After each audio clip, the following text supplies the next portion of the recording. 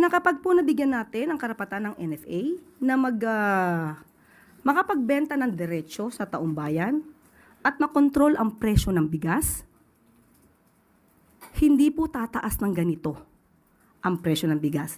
Dahil sa kasalukuyan po, because of the rice tarification law, na ang author ay si Senator Cynthia Villar, ay ang nag-i-import po dito ay mga private companies. Hindi po nahahayaan ang government na mag-import. Kung government sana through NFA, government to government, mas maganda po ang tsansang mabigyan po tayo ng mas murang presyo para po maibigay din natin sa taong bayan. Dahil dito sa rice tarification law, nawalan po ng kamay ang NFA at pati po ang pag-regulate ng presyo ng NFA ay hindi na po naipapasatupad.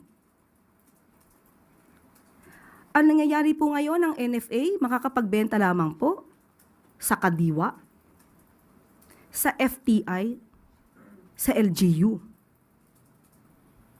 So yun po ang hindi maganda sa provision na ito.